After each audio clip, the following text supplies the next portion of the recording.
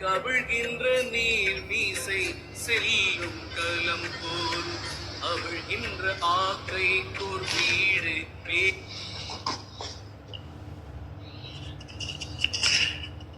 அனைவருக்கும் இனிய காலை வணக்கங்கள். இன்றைய பொழுதை நல்கிய இறைவனுக்கு நன்றி செலுத்துவோம். திருமந்திரம் படிப்பதில் பெருமிதம் கொள்வோம். திருமந்திரம் 4ஆம் தந்திரம் 6வது அத்தியாயத்தில் வைரவி மந்திரம் 1082. எப்பவுமே ஞான வார்த்தைகளையும் ஞான மந்திரங்களையும் சொல்லிக் கொண்டு வந்திருந்த திருமூல நாயனார் இந்த பாடலில் சரியை கிரியை பக்தர்களுக்காக கொஞ்சம் இறைவனுடைய வடிவ அழகை வர்ணிக்கின்றார். மெல்லியல், வஞ்சி, விடமி, கலைநாணி. மெல்லியல், வஞ்சி, விடமி, கலைநாணி. இது முதல் வரி. சொல்லிய கிஞ்சுக நிறமண்ணு சேழியை. இது 2வது வரி. சொல்லிய கிஞ்சுக நிறமண்ணு சேழியை கல்லிய ஒப்பது காணும் திருமேனி பல்லியல் ஆடையும் பன்மணி தானே. மென்மையான உடலை உடையவளாகவும் வஞ்சிக்கொடியை போன்று இருப்பவளாகவும் விடமி தர்மம் தவறுகளுக்கு தண்டிப்பதில் விடாப்பிடியாகவும் அனைத்து கலைகளையும் அறிந்தவளாகவும் இங்க ஒரு ஓமையை உருவேற்றுகின்றார். சுட்டுக்கொட்டை முள்முருங்கன்னு சொல்லுவாங்க. அந்த பூ பார்த்தீங்கன்னா செக்கச்சவேர்னு இருக்கும். அதை கொண்டாந்து இங்க ஓமையா கொடுக்கிறார். உடலெங்கும் கிஞ்சுக நிறமண்ணும் சேழியை அப்படின்றாரு. அப்புறம் பளபளக்கள் மாணிக்கக்கல் மாதிரி கல்லிய ஒப்பது காணும் திருமேனி.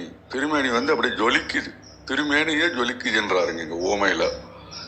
அதோட இல்ல நல்ல பலவிதமான ஆடைகளையும் அணியக்கூடியவள் அப்படின்னு கொஞ்சம் வித்தியாசமா வர்ணையில கொஞ்சம் இறங்கி நமக்கு ஒரு ரிலாக்ஸேஷன் மெத்தடை கொடுத்ததாகவே உணர்கின்றேன். மிக்க நன்றி. வாருங்கள் ஐயா. ரத்னகுமார் ஐயா, வணக்கம். நன்றிங்க. திருச்சிற்றம்பலம். திருமூலர் திருவடிகள் போற்றி. திருமூலரின் திருமந்திரத்தில் 4ஆம் தந்திரத்தில் வைரவி மந்திரம் 6வது அத்தியாய வைரவி மந்திரம் பாடல் 1082 பார்க்க இருக்கின்றோம். பாடல் ஒலிக்கின்றது. மெல்லியல், வஞ்சி, விடமி, கலைஞானி சொல்லிய கிஞ்சுக நிறமண்ணு சேழியை கல்லியல் ஒப்பதில் காணும் திருமேனி பல்லியல் ஆடையும் பன்மணி நாரி. எல்லியல், வஞ்சி, விடமி, கலைஞானி சொல்லியல் கிஞ்ச நிறமண்ணு சேயிலை கல்லியல் ஒப்பது காணும் திருமேனி பல்லியல் ஆடையும் பன்மணி ராணி. இதன் விளக்கமாக, அனைத்திற்கும் மேலானவளாக மெல்லிய உருவம் கொண்டு நிற்கின்ற வைரவி மென்மையான கொடி போன்ற இடையை கொண்டும் விஷம் போன்ற கடினத்தன்மையின் உருவமாகவும் கிளிமூக்கு போன்ற சிவந்த நிறமுள்ள இதழ்களை கொண்டும் அழகிய ஆபரணங்களை அணிந்து கொண்டும் நீலக்கல்லை போன்ற நீல நிறம் கொண்ட திருமேனியையும் பலவிதமான ஆடைகளை அணிந்து கொண்டும் பலவிதமான நவரத்தினங்களை கூடிக்கொண்டும் இருக்கின்றார். இதன் உட்கருத்தாக வைரவியின் திருமேனியை இப்பாடலில் உருவகிக்கலாம். மெல்லியல் என்பது மென்மையான தன்மையை குறிக்கும். வஞ்சி என்பது சாதகர்களை சோதித்து அவர்களை மேன்மைப்படுத்தும் தன்மையை குறிக்கும். விடமி, கலைஞானி என்பது உயிர்களின் வினைகளுக்கேற்ப வஞ்சித்தலும் தண்டித்தலும் செய்யும் தன்மையை குறிக்கும். கிஞ்சுக நிறம் என்பது சாதகர்கள் மேல் அன்பை பொழியும் தன்மையை குறிக்கும். சேயிலை, பல்லியல் ஆடை, பன்மணி ஆகிய அனைத்தும் தான் செய்யும் செயல்களுக்கு ஏற்ற ஆடை அணிகலன்களை அணிந்து கொண்டிருப்பதை குறிக்கும். நீல நிறத்தை கொண்ட திருமேனி என்பது மலை போல வரங்களை அள்ளித் தருகின்ற தன்மையை குறிக்கும். இது சரவணன் ஐயாக்கள்கிட்ட கொடுத்திருக்கிற விளக்கம். இல்ல அது கல்லியல் ஒப்பதுங்கிறதுக்கு வருகின்ற காலங்கள் அது கல்லியல்லாம் எதை சொல்றாங்க அப்படிங்கறத சொல்லலாம். ஐயா சத்யநாராயணன் ஐயா, வாருங்கள் ஐயா. அனைவருக்கும் இனிய காலை வணக்கம். அற்புதமான விளக்கம் கொடுத்துட்டீங்க ரத்னகுமார் ஐயா. நினைவூட்டலா வேணா இன்னொரு தடவை வாசிக்கிற மாதிரி எடுத்துக்கலாம். இன்னைக்கு பாடலோட சாராம்சம் பாத்தீங்கன்னா வைரவியின் வடிவழகு. வைரவியின் வடிவழகு பாடல் மெல்லியல் வஞ்சி விடமி கலைஞானி சொல்லிய கிஞ்சுக நிறம் மண்ணு சேயிழை கல் இயல் ஒப்பது காணும் திருமேனி பல் இயல் ஆடையும் பன்மணி தானே. வைரவி மெல்லியலால் வஞ்சிக்கொடி போன்றவள், நெறி தவறுகின்றவர்களை தண்டிப்பதில் நஞ்சை போன்றவள், எல்லா கலைகளிலும் சிறந்த கலைஞானம் கொண்டவள், முள் முருங்கை பூவை போன்று சிவந்த நிறம் கொண்டவள், மணியை போல ஒளிரும் உடலை கொண்டவள், பலவித மணிகளால் ஆன ஆடைகளை உடுப்பவள் அப்படின்னு விளக்கம் போட்டிருக்கு. இன்னொன்னுல பாத்தீங்கன்னா இயற்கையாகவே பேர் இரக்கம் வாய்ந்த மெல்லியலாவாள், ஆறுயிர்களின் வினைக்கீடாக வஞ்சித்தலும் தண்டித்தலும் உடையவள், எனினும் உண்மையா நோக்கும் திருவடியுணர்வு சேர் கலைஞானிகள் ஓதுகின்ற முள் முருகம் பூ நிறம் போன்ற நிலைத்த செம்மை நிறமுடையவள். அவள் மாணிக்க மணியொத்த செந்நிறம் வாய்ந்த திருமேனி உடையவளும் அவளே. அவள் கரையில் பல மணிகள் சேர் பொன்னாடை உடையவள். விடமி அப்படின்னா தண்டிப்பவள், கல்லியல் அப்படின்னா மாணிக்க வண்ணம், பன்மணித்தான அப்படின்னா பல மணிகளால் அமைந்தன, விடமினா நியாயத்தை கடைபிடித்தவள், கல் மாணிக்க கல், இயல்னா வண்ணம், பல் இயல் ஆடைனா பலவிதமான ஆடைகள், மேகலை இடைகளை கச்சு முதலியன அப்படின்னு சொல்றாங்க. கூடுதலா விளக்கம் தரதுக்கு அம்மா நல்லா இருக்காங்க. வாய்ப்பு தந்தமைக்கு நன்றி. நன்றி சத்யநாராயணயா. கல்லியல் என்பது மாணிக்கவன். நன்றி நன்றிங்க அம்மா. விந்தியாமா வாருங்கள் அம்மா.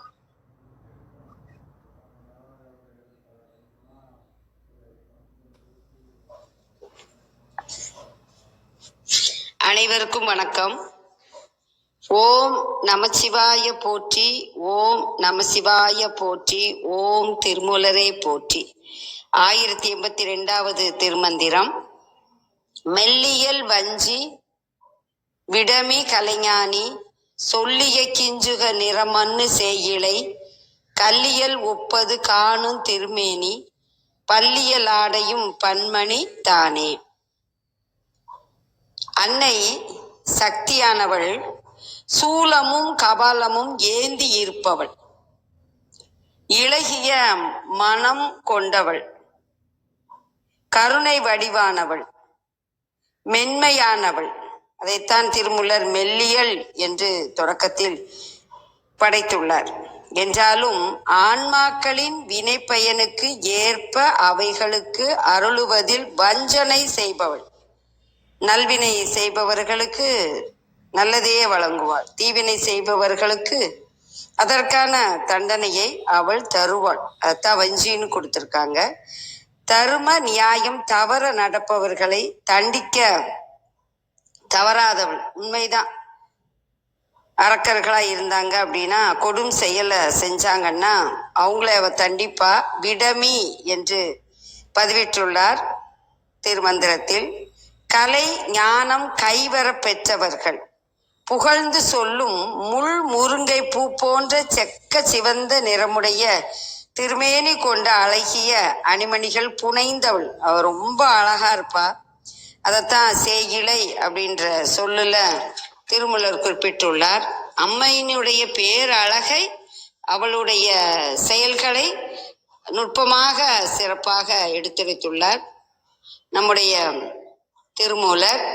மாணிக்க கல் போன்று ஒளிவிடும் உடல் வனப்புடையவள். வனப்புனா அழகு, அழகான உடலை உடையவள், பேரழகி அவள். அதை கல்லியல் ஒப்பது காணும் திருமேனி என்று அருமையாக படைத்துள்ளார். இன்னும் பலவிதமான அதற்கான சொல் பல்லியல்.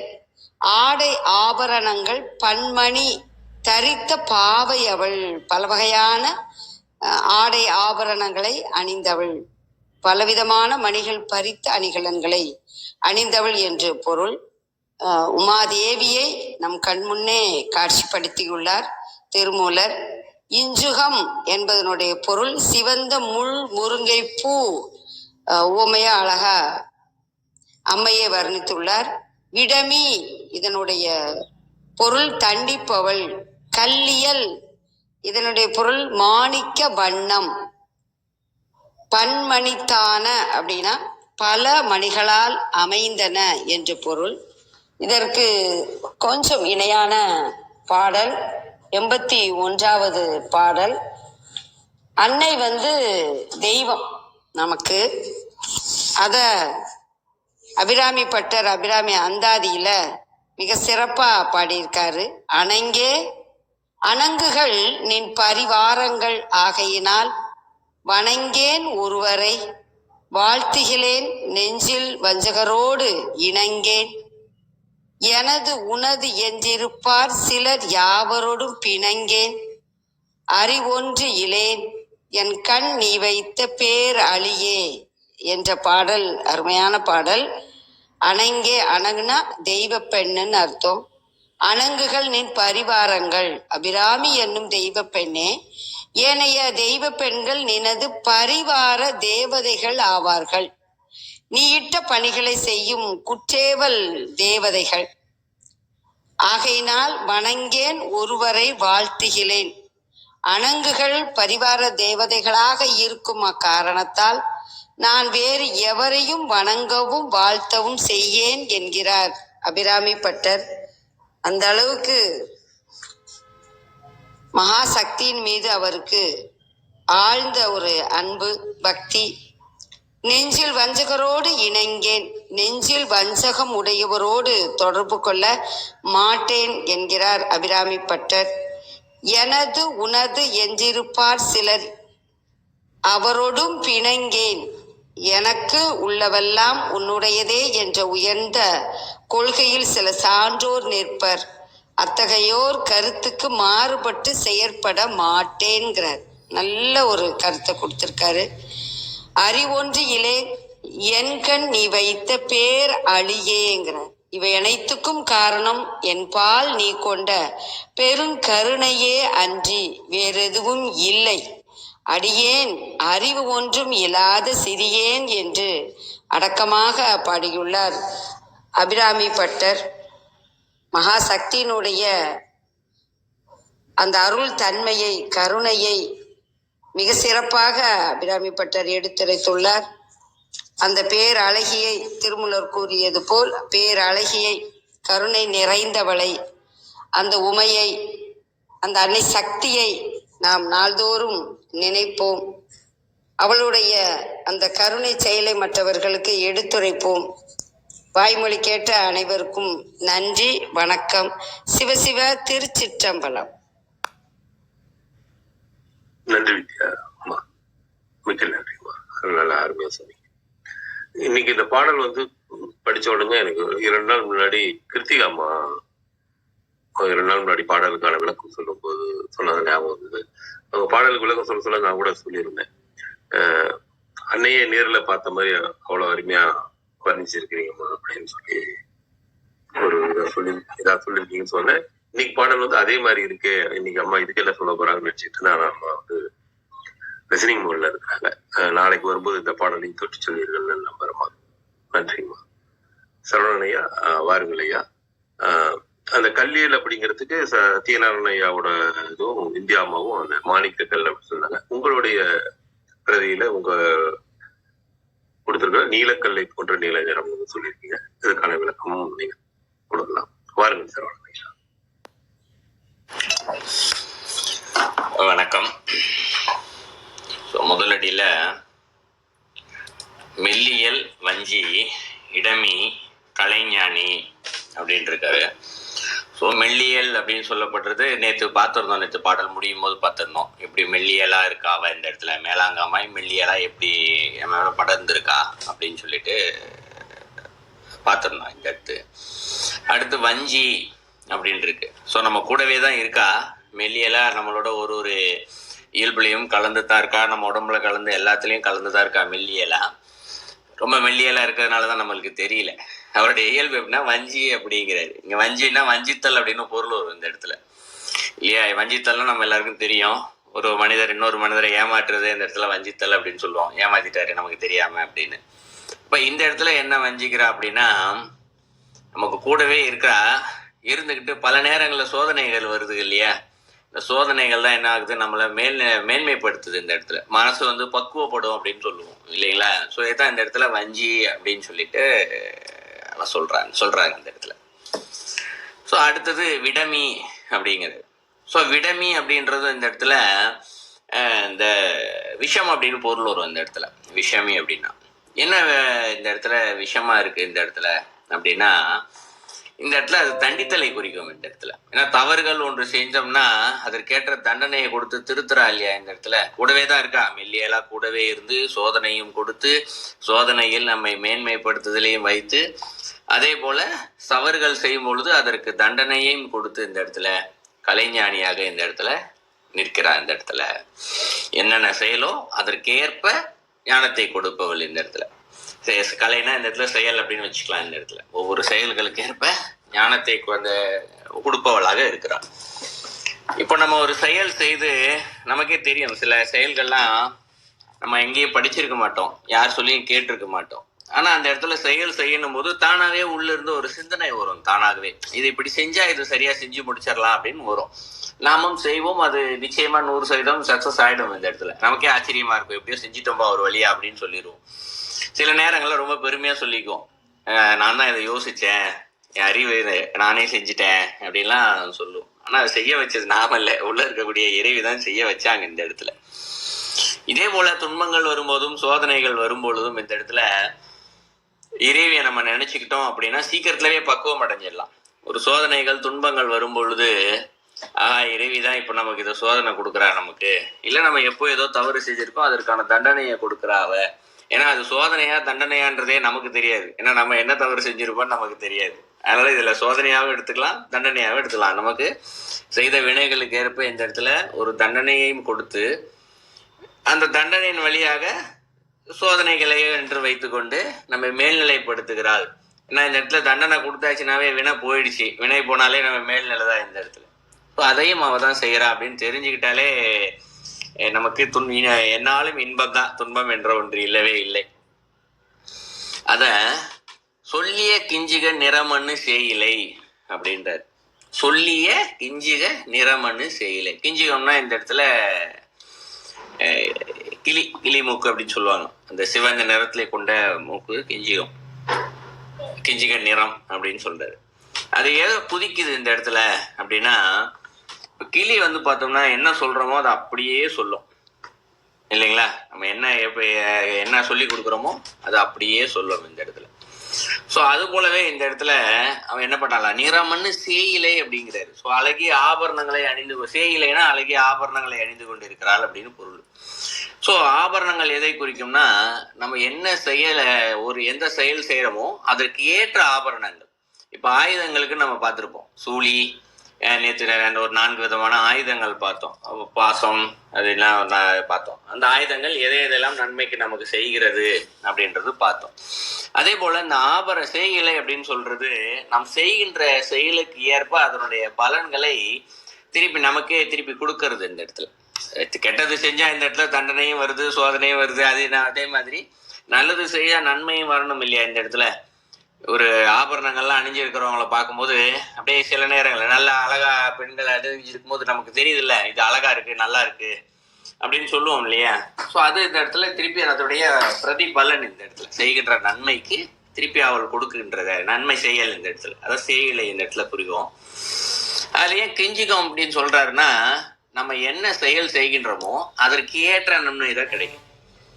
உதாரணத்திற்கு அந்த செய்கின்ற செயல்ன்றதோட எண்ணத்திற்கேற்ப பலன்னு சொல்லிக்கலாம். இப்போ உதாரணத்துக்கு ஒருத்தர் வந்து பெரிய கோடீஸ்வரரா இருக்கிறார் இல்லையா, பல கோடி தான தர்மம் பண்றாரு. ஆனா செஞ்சுட்டு என்ன பண்றாரு, 2 எண்ணத்துல இருக்காரு. ஒண்ணு செய்கின்ற செயலுக்கு பலன் என்ன வரும்னு எதிர்பார்த்துக்கிட்டே இருக்காரு. 2வது நான் செய்தேன்ற எண்ணத்தோடு செய்யறாரு, ஆனா பல கோடி தானம் பண்றாரு. இன்னொரு இடத்துல ஒருத்தர் உயரம் 1 ரூபாய் தானம் பண்றாரு. ஆனா என்ன பண்றாரு, இறைவா இதை தானம் பண்றதுக்கு எனக்கு 1 ரூபாய் கொடுத்ததுக்கு நன்றி, உன் கருணையால கொடுத்தேன் அப்படின்னு நினைக்கிறாரு. சோ நான் கொடுக்கல அப்படின்னு நினைக்கிறாரு.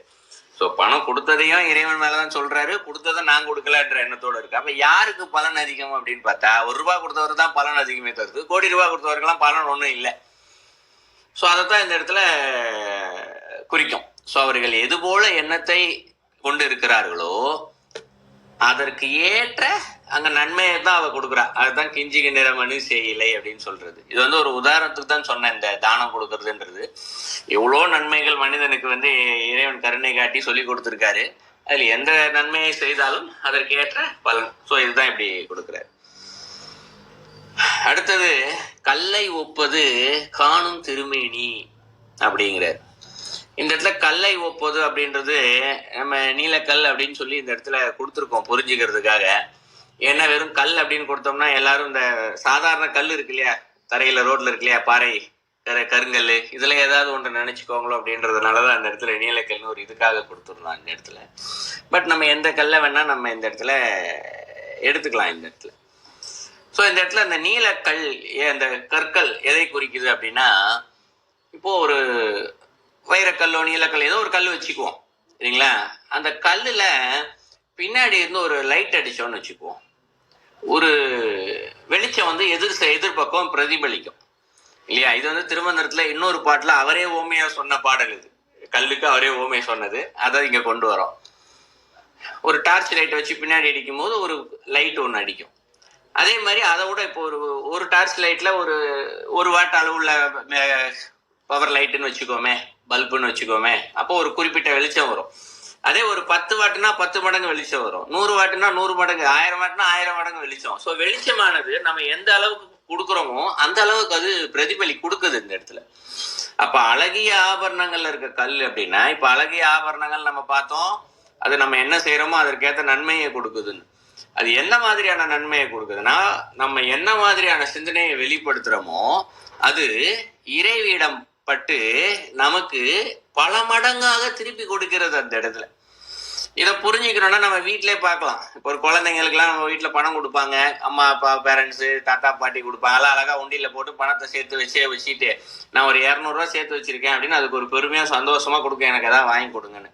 அம்மா என்ன பண்ணுவா, சரி இன்னும் ஒரு 100 ரூபா போட்டு வேற ஏதாவது பொருள் பெருசாவே வாங்கி கொடுப்பா, 300 ரூபாயோ 500 ரூபாயோ ஏதோ ஒரு போட்டு வாங்கி கொடுப்பா. அது குழந்தைக்கு தெரியாது. குழந்தை கடை மனசுல என்ன இருக்கும், நான் 200 ரூபா கொடுத்துருக்கேன் அப்படின்ற ஒரு எண்ணம் தான் இருக்கும் இல்லையா. ஸோ என்ன கொடுக்குறோமோ அம்மாவா இருக்கிறவ அது அப்படியே திருப்பி நிறைய தான் கொடுப்பா இந்த இடத்துல. ஸோ அது போல அந்த கற்கள் அப்படின்னு சொல்லப்படுறது, அம்மா அந்த கற்களுடைய திருமேனியாவே நிக்கிறா இந்த இடத்துல. நம்ம என்ன செய்யறோமோ நல்ல நன்மை, அதற்கு பல மடங்கு பலன்களை நமக்கு கொடுக்கக்கூடியவளாக அவள் இருக்கிறாள் இந்த இடத்துல. ஸோ அதான் நீல நிறைந்த நீலக்கல்லை போன்ற நீலம் கொண்ட திருமேனி அப்படின்றது அந்த பாடலே ஓமை தான் ஃபுல்லாவே. அந்த திருமேனில இருக்க, திருமேனினா தெரியும் ரூபம், இந்த இடத்துல அவ இருக்கக்கூடிய ரூபம் நம்ம என்ன செய்யறோமோ அதை அப்படியே பட்டு திருப்பி அதை பல மடங்கு கொடுக்குறா இந்த இடத்துல. அடுத்த அடியில பல்லியல் ஆடையும் பன்மணிதானே அப்படிங்கிற.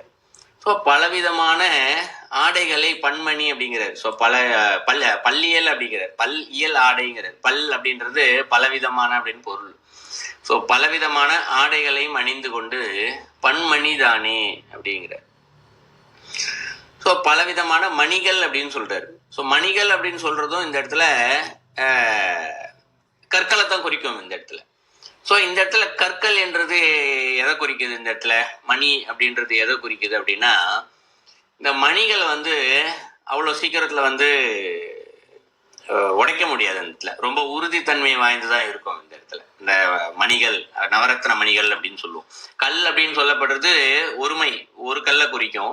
மணிகள் அப்படின்னு மணி அப்படின்னு சொல்லப்படுறது பலவித கல்லை குறிக்கும். அதாவது எப்படின்னா, இப்போ ஒரு 9 நவரத்ன கல்னு சொல்லுவோம். நவரத்ன கற்கள் எல்லாம் சேர்ந்து ஒன்னா இருக்கிற இடத்த இது மணி அப்படின்னு சொல்லுவோம். அந்த இடத்துல எல்லா கலருமே கலந்து இருக்கக்கூடியது இந்த இடத்துல. ஸோ இப்ப சாதகர் அவர் என்ன மாதிரியான மனநிலையில் இறைவனை சிந்திக்கிறாரோ, ஸோ அந்த திருமேனியில் அவள் காட்சி கொடுக்கிறார்.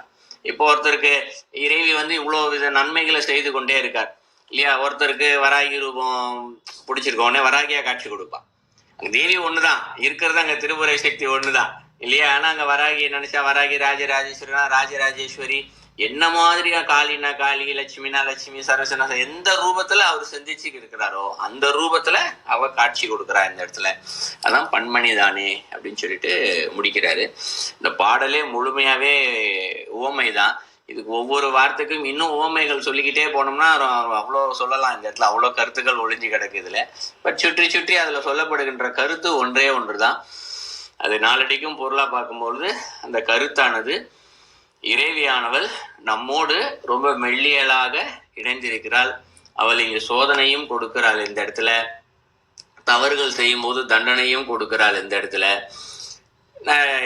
நன்மைன்னு சொல்லப்படுறது இன்பம்னு கூட எடுத்துக்கலாம். பல நேரங்களில் மகிழ்ச்சி அடையலாம் பலன்களை அடையும் போது. ஸோ அதையும் அவ தான் கொடுக்குறா. சோதனைகள், துன்பங்கள், இன்பங்கள் எல்லாத்தையும் அவ தான் கொடுக்குறா இந்த இடத்துல. ஸோ நாம் என்ன சிந்திக்கிறோமோ சிந்திப்பதற்கு ஏற்ற நமக்கு பல மடங்கு நன்மையை செய்யும் போது அதற்கு பல மடங்கு நமக்கு நன்மையும் கொடுக்கிறாள் இந்த இடத்துல. நம்ம எந்த ரூபத்தில் சிந்திக்கிறோமோ அந்த ரூபமாகவும் வந்து நிற்கிறாள். ஆனால் இந்த இடத்துல எல்லாம் செய்து கொண்டிருப்பவள் ஒரே ஒரு தேவி இந்த இடத்துல, திரிபுரை சுந்தரி தான். அவள் இந்த இடத்துல அந்த வைரவி மந்திர ரூபத்தில், அவளுக்கு இந்த இடத்துல ரூபம் கிடையாது இந்த இடத்துல இல்லையா, திருமுறைக்கு ரூபம் கிடையாது. ஆனால் இந்த இடத்துல அவள் செய்யும் பொழுது அந்த வைரவியின் மந்திர பைரவியின் மந்திர ரூபமாக இருந்து இவை அனைத்தையும் செய்கிறாள். ஸோ இதான் அந்த பாடலுடைய கருத்து. நன்றி. நன்றி சகோதரியா, மிக்க நன்றியா. இந்த திருமந்திரம்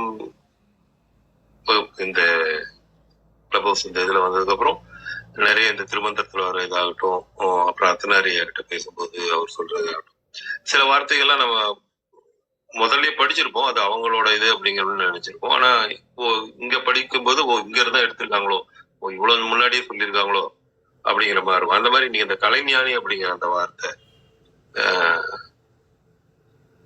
இங்க இருந்தா எடுத்திருக்காங்களோ அப்படிங்கிற மாதிரி நிறைய அப்பப்ப தோணிக்கிட்டே இருக்கும். இதை பத்தி நம்ம அர்த்தநாயகிட்ட நான் பேசியிருக்கேன். அது மாதிரி இன்னைக்கு வந்து இந்த கலைஞானி அப்படிங்கிற வார்த்தை வந்து தெரிஞ்சது எனக்கு. ஐயா அர்த்தநாயகியா வாருங்கள் ஐயா. சரி, யாராவது கேக்குறாங்களா? சரவணன் சார்ட்ட சந்தேகம் ஏதாவது கேக்குறாங்களான்னு கேட்டுக்கலாம். ஐயா, கேட்கும் தளத்தில் இருக்கும் நண்பர்கள் தங்கள் கருத்துக்களை பகிர்ந்து கொள்ள வரலாம், கேள்விகள் இருந்தால் வரலாம்.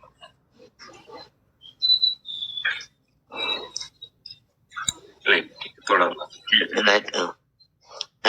நம்ம ரத்னா சார் நானும் ரீடிங் அவர் எனக்கு ரீட் பண்ணுவாரு. அப்ப அவரு ஒரு விஷயம் சொன்னாரு. கலை அப்படிங்கிறதுக்கே ஒரு பொருள், கலைங்கிற சொல்லுக்கு என்ன பொருள் அப்படின்னா வளர்வது கலை அப்படின்னு சொன்னாங்க. இந்த கலை ஞானி அப்படிங்கிறது அந்த ஞானத்தை நமக்கு வளர்க்கக்கூடியவள் அப்படிங்கிறதும் அந்த இடத்துல நம்ம அந்த கலைங்கிறதுக்கே ஒரு பொருள் இருக்கு, வளர்வது அப்படிங்கிறது ஒண்ணு. அது மாதிரி ஒரு விஷயமும் இருக்கும். இன்னைக்கு நம்ம ஓத போற பாடல் வந்து அபிராமி அந்தாதியோட 27வது பாடல். ரொம்ப அருமையா, எல்லாமே அருமையான பாடல் தான். ஆனா இது இன்னும் ரொம்ப நல்ல பாடல். உடைத்தனை வஞ்ச பிறவியை, உடைத்தனை வஞ்ச பிறவியை உள்ளம் உருகும் அன்பு படைத்தனை, உடைத்தனை வஞ்ச பிறவியை உள்ளம் உருகும் அன்பு படைத்தனை, பத்ம பதயுகம் சூடும் பணி எனக்கே அடைத்தனை, உடைத்தனை வஞ்ச பிறவியை உள்ளம் உருகும் அன்பு படைத்தனை, பத்ம பதயுகம் சூடும் பணி எனக்கே அடைத்தனை, நெஞ்சத்து அழுக்கையெல்லாம் அழுக்கையெல்லாம் நெஞ்சத்து அழுக்கையெல்லாம் துடைத்தனை. இன்னைக்கு எல்லாரும் வீட்டை தொடச்சிருப்போம். நெஞ்சத்து அழுக்கையெல்லாம் துடைத்தனை, நின் அருட்புணலால் உடைத்தனை வஞ்ச பிறவியை உள்ளம் உருகும் அன்பு படைத்தனை பத்ம பதயுகம் சூடும் பணியனக்கே அடைத்தனை நெஞ்சத்து அழுக்கையெல்லாம்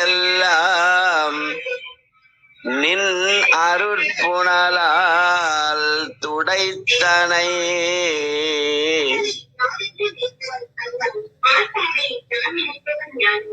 சுந்தரி நின் அருள் ஏதென்று சொல்லுவதே. சிவா திருச்சிற்றம்பலம். நன்றி. நன்றி மிக்க நன்றி. நிறைவு செய்து கொள்ள திருமந்திரம் கேட்க ஓத பயில அறிவில் உணர்வில் தூய்மையும் ஆன்ம உணர்வும் துணிவும் சஞ்சலம் சங்கடமற்ற வாழ்க்கையும் இவன் மீது உண்மையான உணர்வு பெறுதலும் கிட்டும். யாம் பெற்ற இன்பம் பெருகை வையகம் என்ற திருமூலரின் கூற்றுக்கிணங்க வந்திருந்து கருத்துக்களை பகிர்ந்தோன்ற சான்றோர்களுக்கும் மையன்பர்களுக்கும் மிக்க நன்றி. தளம் நிறைவடைகிறது. மீண்டும் நாளை காலை 6:30 மணிக்கு சந்திப்போம். 5, 4, 3, 2, 1.